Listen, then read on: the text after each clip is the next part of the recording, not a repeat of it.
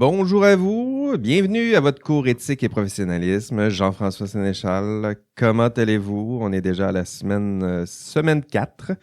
J'espère que ça va bien pour vous ici à Québec. Nous sommes à Québec.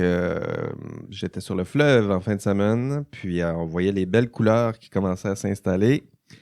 Il y a une petite couleur orangée même qui tend à se répandre un peu plus.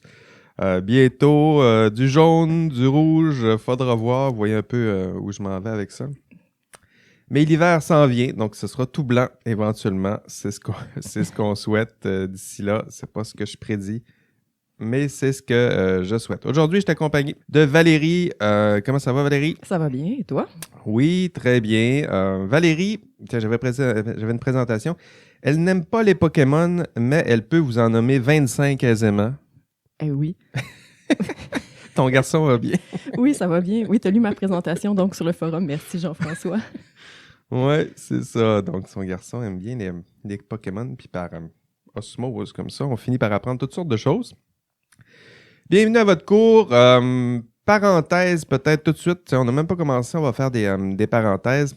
J'ai publié cette semaine, en fait, c'est vendredi matin, un épisode de du même podcast là, que vous écoutez peut-être en podcast, sinon vous êtes en classe synchrone, mais il y a un épisode. C'est mes épisodes là, que j'appelle l'éthique sur le terrain, c'est-à-dire que je rencontre des anciens étudiants qui maintenant sont sur le terrain, sont en train d'exercer la profession, puis je les invite ici en studio à 2 mètres de distance, évidemment. Puis ils me racontent leur récit, leur aventure étudiante, évidemment, mais aussi les vrais problèmes éthiques qu'ils rencontrent dans l'exercice de la profession. Donc, c'était toujours fascinant. En fait, j'avais ces rencontres-là avec mes étudiants lorsque je les croisais dans les corridors ou sur le campus à l'Université Laval. Puis il y avait toujours des histoires. C'est sûr, tu croises le prof d'éthique, tu dis, je vais y parler d'éthique. Puis, donc, il y avait toujours des anecdotes, des problèmes intéressants, passionnants même à raconter. Donc, j'ai eu l'idée de les inviter. Pour vous, là, je trouve ça pertinent aussi de voir, de tisser des liens. Je leur demande d'ailleurs de tisser des liens entre le cours puis leur propre exercice de la profession. Donc, c'est intéressant de les entendre. Cette semaine, je recevais Philippe Lebel. Donc, Philippe, lui, était là à l'hiver 2015. Donc, ça fait déjà 5 ans. Lui, il était en génie mécanique. Donc, maintenant, il exerce évidemment la profession d'ingénieur. Il s'est aussi formé en intelligence artificielle. Il y a une start-up aussi je ne me rappelle pas du nom de la start-up en ce moment. Là, il va peut-être m'en vouloir, mais c'est un étudiant qui a cheminé. Il travaillait à l'époque à l'université sur le projet Robocop. Peut-être certains d'entre vous travaillent maintenant sur ce projet. En fait, je ne sais pas en ce moment ce qui se passe avec les projets étudiants. Mais vous allez voir que dans son discours, on comprend la pertinence de ces projets étudiants-là, comment ça peut parfaire, compléter votre formation ici à l'université. Donc, Philippe Lebel. Pour les autres professions, donc je sais qu'il y en a souvent qui se sentent un peu délaissés. Allez voir épisode 11. Alexandre Côté, qui lui est arpenteur géomètre maintenant, qui nous raconte quelques histoires rencontrées sur le terrain. Épisode 8, on avait Simon Archambault, qui est en génie civil, mais aussi génie agroalimentaire.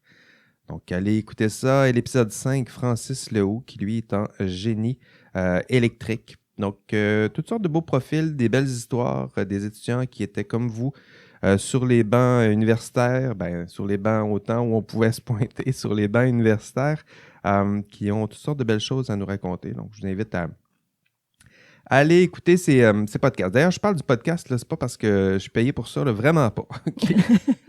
Vraiment pas, là, je fais ça à temps perdu. C'est un projet que j'ai ajouté aux nombreux autres projets que j'essaie d'ajouter au cours, tout ça pour essayer de vous rendre ça le plus dynamique et enthousiasmant possible, là, même si ça se passe à distance. L'idée, c'était de créer une classe, une communauté, puis avec ces invités-là, là, une communauté étendue où les étudiants passent dans le cours, restent un peu en réseau, écoutent parfois certains épisodes, entre autres quand leurs anciens collègues passent au micro de ce podcast. Donc, c'était l'idée et je vous invite à aller écouter ces épisodes tout particulièrement. OK. Cette semaine, module 4. qu'est-ce qu'on fait? Ben, votre TP1 est déposé en ce moment. Donc, vous avez déposé votre TP1. Je vous remercie 1000 fois de l'avoir fait et si bien fait. Il y en a plusieurs qui ont une fin de semaine intense. Donc, j'ai regardé un peu, j'ai consulté quelques dossiers, là, voir un petit peu comment ça avançait. Il y en a plusieurs que vendredi, c'était pas très avancé, mais en même temps, vous l'avez vu, là, c'est un TP1, ça se fait assez vite. C'est un petit, 2 paragraphes, je dirais. C'est pas compliqué. Cette semaine, ce que je vous promets pour avoir fait tout ça, là, c'est de corriger vos TP1. Tout à l'heure, une étudiante me demandait c'est quand on va avoir les notes. Et la réponse à ça, c'est d'ici le prochain cours, vous allez avoir votre correction, ça c'est sûr. Puis votre correction, vous allez avoir la grille de correction. Je me permets même de faire des petits commentaires audio, donc vous allez recevoir ça bientôt. D'ici le prochain cours, sûr à 100%, mais mon objectif là, dans mon agenda, j'ai jusqu'à vendredi, 17h. C'est l'objectif que je me suis donné, de corriger tout ça d'ici vendredi, 17h. Et je compte bien atteindre cet objectif. Est-ce que j'aurai vos applaudissements vendredi 17h? J'en doute, mais moi, c'est le défi que je me suis donné. OK, le TP1 est fait. Et la synchronicité, le timing est bon pour aujourd'hui aborder la grille d'analyse. Ce que nous allons appeler pour les intimes, là, ce sera la grille de Legault, de Georges Legault, qui est l'auteur de l'ouvrage à lire dans ce cours. Legault a créé cette grille. Cette grille, ça fait maintenant plus de 15 ans, je dirais, que je la consulte, que je l'épluche. Elle est loin d'être parfaite. OK? Mais elle est intéressante. C'est un bon exemple de grille d'analyse. Vous le verrez, ça vous oblige à prendre votre problème éthique que vous avez vous-même conçu, puis le décortiquer en suivant une grille là, systématique qui vous oblige à penser à presque tout, mais vous allez passer plusieurs heures à décortiquer votre problème et à la fin, vous y verrez un peu plus clair, ça c'est certain. Est-ce que votre décision sera parfaite? Très improbable qu'elle soit parfaite, mais au moins elle sera éclairée, documentée et vous aurez réfléchi à plusieurs dimensions du problème que peut-être que vous auriez négligé autrement. La grille, elle est divisée en 4 parties. Donc, la phase 1, pour le go, vous avez votre TP1. Tiens, prenez-le, là, votre TP1. Là, si vous avez un exemplaire devant vous, là, prenez-le, votre TP1, et voici ce que vous devrez faire. Vous devrez, passer à travers la phase 1 qui est de prendre conscience de la situation. ça paraît un peu ésotérique comme façon de désigner, mais essentiellement, c'est cibler, recenser les faits. La phase 2, clarifier les valeurs conflictuelles. J'expliquerai là, avec plus de détails, évidemment dans l'enregistrement de cours, mais aussi dans cette introduction là, avec un peu plus de détails.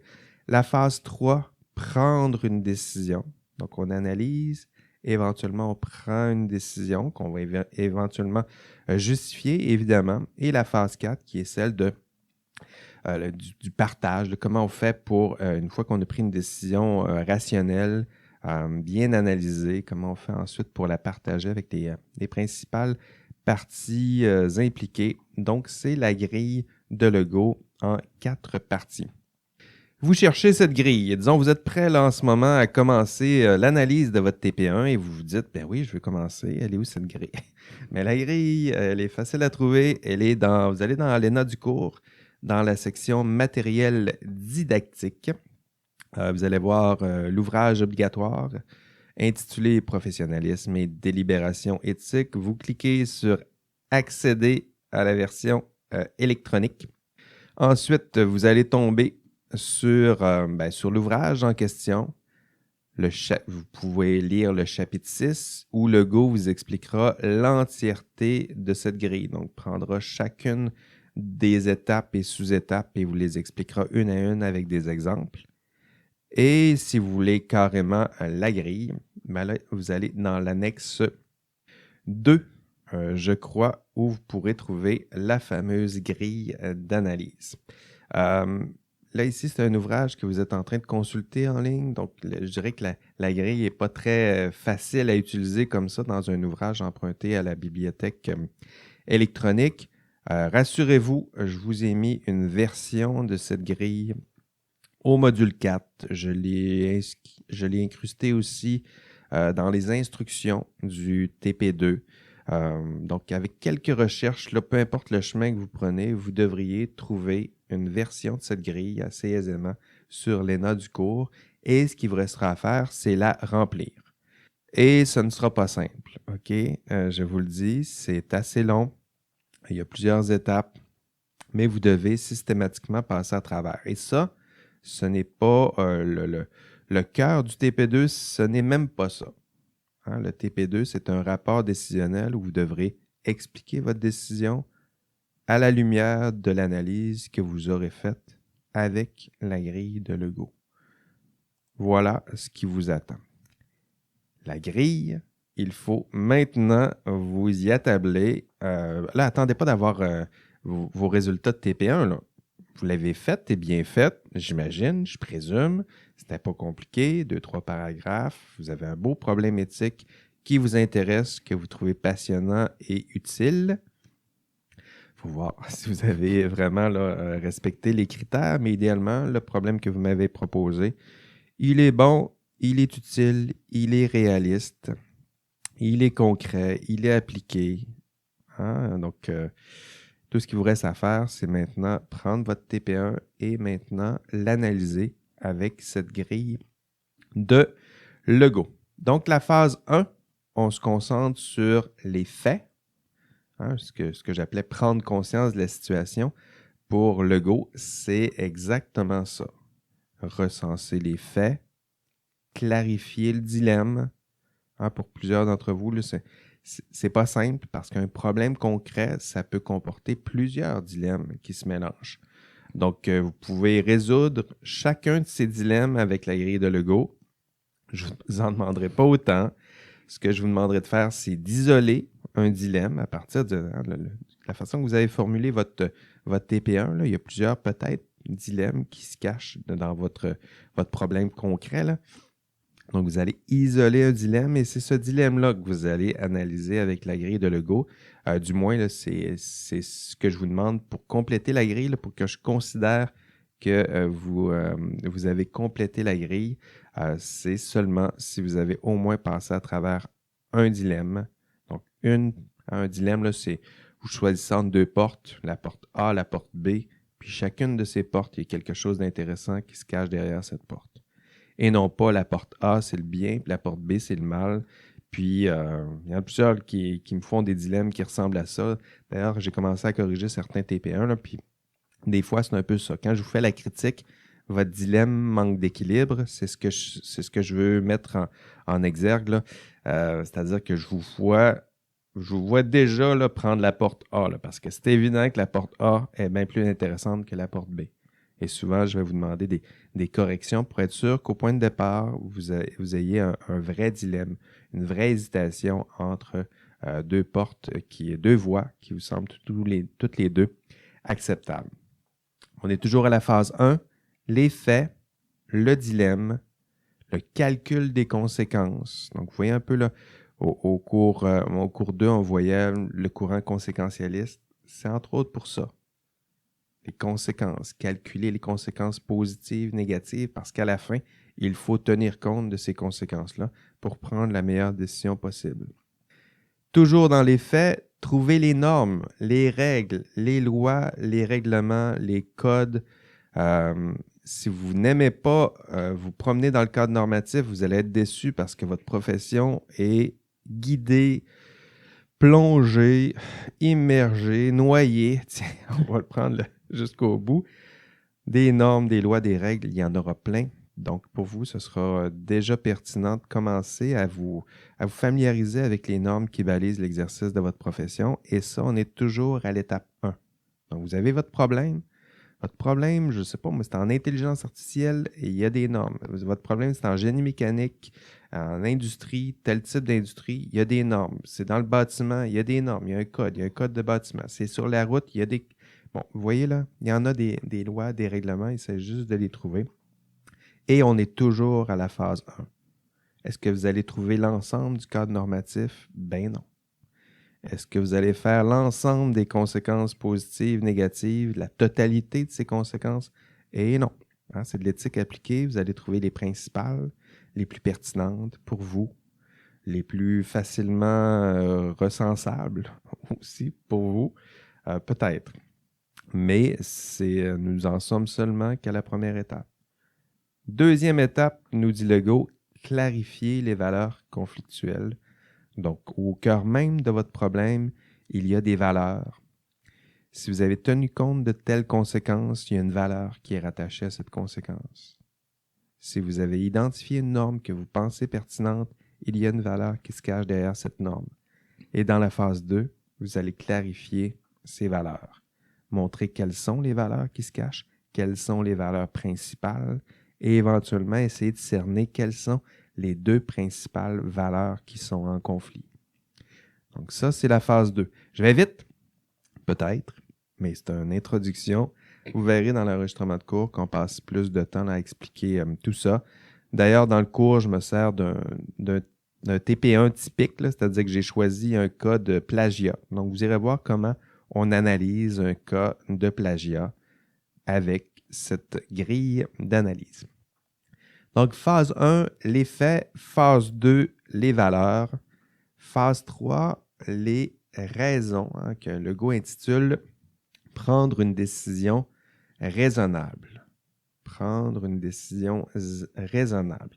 Donc, c'est à cette étape où vous devez carrément prendre la décision. Évidemment, rationnelle, qu'est-ce que ça veut dire? C'est que vous allez choisir une valeur et vous allez expliquer pourquoi cette valeur a été choisie. Hein? Pourquoi? Hein? Parce que derrière cette valeur, il y a telle règle, ou derrière telle règle, il y a telle valeur, telle conséquence, c'est importante. Et derrière cette conséquence-là, positive, que ma décision te permet de mettre en œuvre, il y a telle valeur.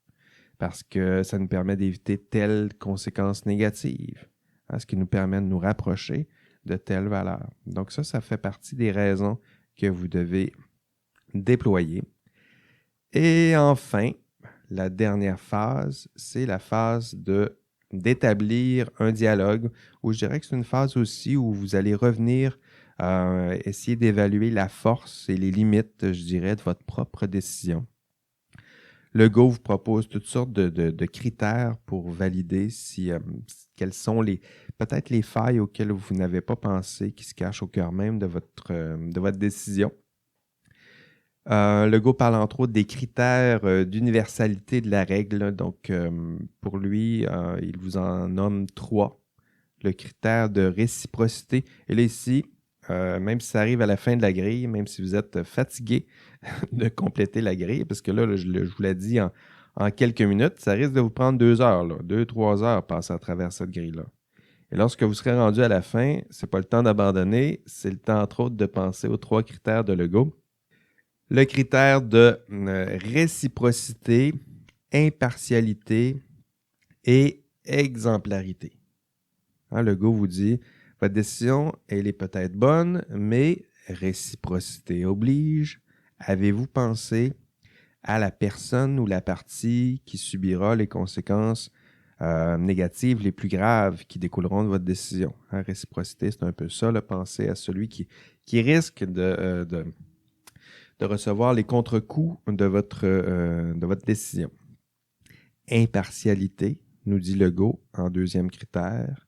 Êtes-vous impartial? Hein, ça, c'est intéressant parce que dans la plupart de vos décisions, parfois, le personnage qui prend une décision, il est lui-même impliqué au cœur du problème. Hein. Ça se peut bien que, ce faisant, il privilégie son propre intérêt personnel. Nous avons tous tendance à le faire. Mais une bonne décision, on doit aussi se prendre quelques pas de recul pour voir est-ce qu'une personne, si c'était pas moi là, personnellement qui est impliqué, est-ce que cette décision-là fait du sens ou elle fait seulement du sens parce que je suis personnellement impliqué? Hein? C'est ce genre de questions-là auxquelles vous demande de répondre Legault. On a un cours sur le conflit d'intérêts d'ailleurs, c'est un peu les mêmes thèmes, ça viendra au cours cours 9, je pense, le conflit d'intérêts. Donc, cette tension-là là, entre les intérêts personnels et les intérêts propres à votre profession, impartialité, c'est un peu ça. Là. Qu'est-ce qu'on peut faire lorsque vous êtes partie prenante pour donner encore plus de rationalité ou de rigueur à votre propre décision? Et le troisième critère, nous dit Legault, exemplarité. Donc, évaluer dans quelle mesure votre décision pourrait-elle s'appliquer à des cas semblables. On fait un peu ça en droit, une jurisprudence, lorsqu'un juge rend son verdict. À la toute fin de son verdict, si vous avez lu des verdicts, il y a toujours l'idée d'essayer d'évaluer dans quelle mesure cette décision-là est applicable à des cas similaires. Est-ce qu'il y avait tellement de circonstances étranges et c'était tellement un contexte unique que cette décision-là est seulement valide dans ce contexte et dans ces circonstances, ou au contraire, il y a plusieurs principes qui sont à l'œuvre dans cette décision-là qui pourraient s'appliquer dans d'autres décisions. Voilà, c'était les 3 critères de Legault. Et là, on est à la toute fin de la grille. Et là, vous vous dites, voilà, j'avais un TP1, j'ai passé à travers la grille et c'est terminé. Ben non, c'est pas terminé. Ça commence. C'est là que ça commence, où là, vous devrez expliquer, ça c'est le vrai TP2, là, expliquer dans un rapport décisionnel, c'était quoi le problème? Ça peut ressembler à votre TP1, là, c'est pas grave. C'était quoi le problème? Quelle décision avez-vous prise? Et pour quelles raisons? Et pour trouver les raisons, il faudra repuiser dans la grille de Legault. Et comment mettre en œuvre cette décision? C'est toujours dans le rapport décisionnel. Et ultimement, avez-vous des recommandations à la fin de votre rapport décisionnel? Faites-nous quelques recommandations, notamment pour éviter de se retrouver de nouveau face à ce genre de problème, ou des recommandations, ça peut aussi être de l'ordre d'aider vos collègues là, à résoudre peut-être plus aisément ce genre de problème. C'était la grille de Legault, mais c'était un très court résumé, mais c'est ce qui vous attend cet après-midi. Je vous invite à le faire. Il vous reste cet après-midi, là, vous avez quasiment 2 heures là, sur la plage horaire qui est habituellement prévue pour un cours. Je vous invite à aller déjà visionner l'enregistrement de cours, puis tranquillement commencer à apprivoiser cette grille parce que vous en aurez besoin pour résoudre votre problème que vous m'avez suggéré et éventuellement compléter la grille d'analyse pour ultimement produire le rapport décisionnel. Les objectifs du module 4. À la fin du module 4, qu'est-ce que vous devriez être capable de faire? Nommer et expliquer les principales étapes de la grille de Legault et ses principales composantes. C'est ce que je viens de faire. C'est pas compliqué, hein? Donc, vous devriez être capable de nommer les principales étapes, de les reconnaître, d'expliquer les principales étapes. Donc, je vous dis, ça en ce moment, là, pour vous, c'est peut-être compliqué, mais vous allez voir, une fois que vous aurez réécouté l'enregistrement de cours, ou écouté plutôt l'enregistrement de cours, vous aurez utilisé la grille, vous aurez utilisé activement la grille pour votre TP2. C'est pas juste quelqu'un qui la complète. Là. Si vous laissez une personne la compléter seule, vous allez voir que ça va être compliqué de l'apprendre, cette grille-là. Mais si vous mettez un peu du vôtre dans cette analyse, vous allez voir que tranquillement, les étapes et sous-étapes vont être plus naturellement intégrées. Deuxième objectif, nommer et expliquer les étapes et sous-étapes d'une analyse approfondie d'un dilemme éthique. C'est la grille de Legault, mais c'est surtout les sous-étapes ici qui étaient ciblées. Utiliser un outil d'analyse approfondie des problèmes éthiques pour résoudre des problèmes se produisant dans un cadre professionnel. Utiliser un outil, c'est la grille de Legault. Donc, ça, on va le valider dans le TP2. Êtes-vous capable d'utiliser de façon pertinente l'outil en question? Expliquer et intégrer les notions de risque et de gestion de risques éthiques dans la résolution de problèmes. Donc, les deux derniers objectifs, là, celui-là, entre autres, je l'ai identifié dans les forums de discussion. Donc, je vous pose une question pour vous aider tranquillement à aller voir qu'est-ce que Legault entend par un risque éthique ou qu'est-ce qu'on veut dire par la question du risque éthique et où se cache l'information.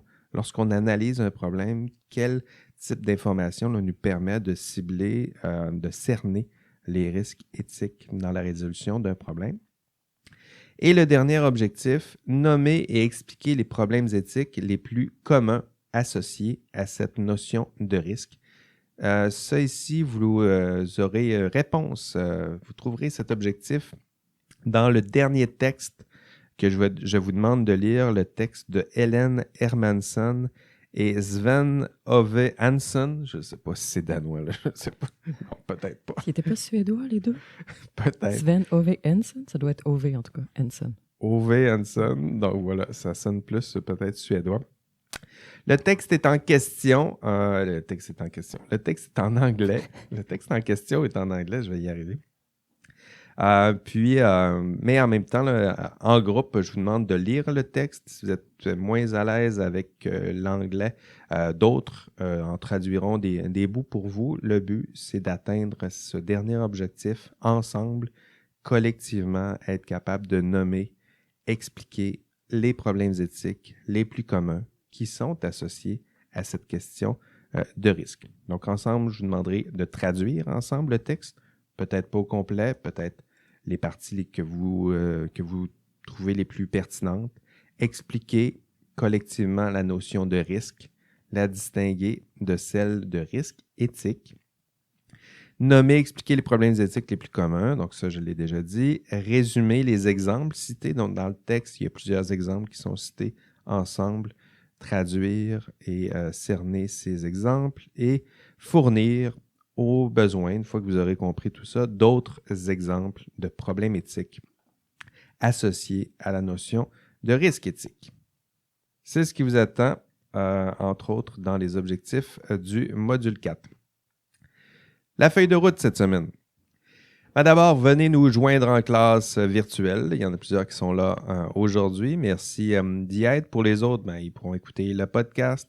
Sinon, ils peuvent aussi se contenter ou plonger directement dans les enregistrements de cours et dans les outils qu'ils vous ont proposés dans ce module. Mais je dirais que l'introduction, ou disons l'enregistrement, ça permet à l'étudiant là, de mieux être guidé dans sa progression.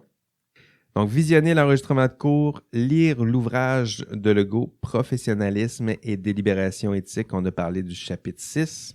Il est long, le chapitre 6. Et il faut le lire. Donc, lisez-le avant de vous endormir, peut-être. Ça aide, ça risque d'être plus long. Mais il faut le lire. Le texte dont je viens de vous parler, le d'Helen Hermansson, le texte que je vous demande de traduire en groupe. Donc, vous devez faire l'effort de le lire, sinon de participer au forum de discussion. Visionner la présentation PowerPoint intitulée « La grille de Legault, c'est quoi? » Donc là aussi, où j'explique d'une autre manière. Vous allez voir, il y a plusieurs redites là, dans les différents modules et ces redites sont volontaires. Moi, je radote ici, je radote en classe et à la fin, le but de tout ça, là, c'est que tranquillement, ça s'intègre plus naturellement que simplement vous dire, vous avez ça à apprendre. Lisez-le, apprenez-le par cœur, puis essayez de le recracher à l'examen. C'est jamais une formule qui est très gagnante, ne serait-ce que pour l'apprentissage réel et l'engagement dans ce cours. 5e étape, visionner une autre présentation PowerPoint qui reprend les 4 phases du processus de délibération éthique, donc qui est intitulé Phases et étapes du processus. Et si vous pensez maintenant connaître la grille de Legault, vous l'avez bien étudié, lu, vous avez fait votre chapitre 6, vous pouvez aussi essayer mon caout. Donc, j'ai prévu un caout. Vous pouvez vous faire des petits caouts ensemble si vous voulez. Il va y avoir, moi j'ai prévu quelques, je vous le dis à l'avance, là. Lorsqu'on sera rendu à peu près à mi-chemin, là, j'ai prévu un caout qu'on fera ensemble. Si vous êtes en classe virtuelle, habituellement c'est un moment intense. très intense, Valérie, les caoutchoucs en classe. Là.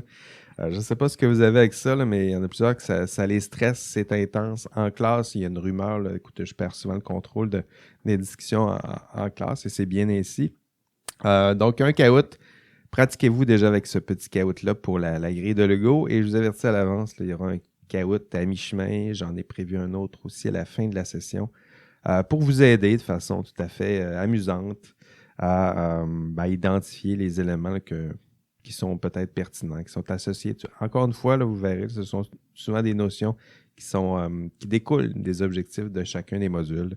Puis souvent à l'aide de quelques petites questions pas très compliquées. Là, évidemment, c'est un caoutchouc. Ce n'est pas des questions de 2 pages. Là. Mais on tente d'évaluer ensemble là où nous sommes rendus dans nos apprentissages respectifs. Et finalement, dernière étape de cette marche à suivre, c'est d'aller participer au forum du module 4. Mais ça, maintenant, vous savez bien comment ça fonctionne. Il y en a plusieurs qui participent très activement au forum, puis qui ont compris à quoi ça sert tout ça. Hein, je vous invite encore une fois à pas seulement vous en servir de façon unidirectionnelle de ces forums. Le but, c'est pas seulement de lire la question et de répondre à la question, puis Valérie ou moi, on va vous corriger. Ça peut être minimalement ça, mais c'est pas vraiment l'objectif d'un forum de discussion. Le but, ensemble, idéalement, commenter les participations de vos collègues, tranquillement essayer de faire des contributions résumées, de colliger peut-être l'ensemble des contributions de vos collègues pour que progressivement, collectivement, on finit par avoir à la fin de la discussion là, sur ce forum, avoir des contributions qui sont très significatives, qui sont peut-être plus étudiables, tiens, si on se prépare à un examen pour vérifier si on a atteint un objectif. En tout cas, c'est dans cet esprit-là que j'ai conçu mes forums de discussion. C'est tout pour cette semaine. Hein? Ça ne sera pas toujours très long. Cette semaine, ça sera ça. J'espère que ça va bien se passer pour vous. On est parti dans cette deuxième vague. Donc, faites les efforts nécessaires. Je suis convaincu que vous le ferez pour aplatir encore une fois cette courbe. Prenez soin de vous. Prenez soin de vos proches. Allez, bye bye. Merci Valérie. Merci à toi. Merci à vous.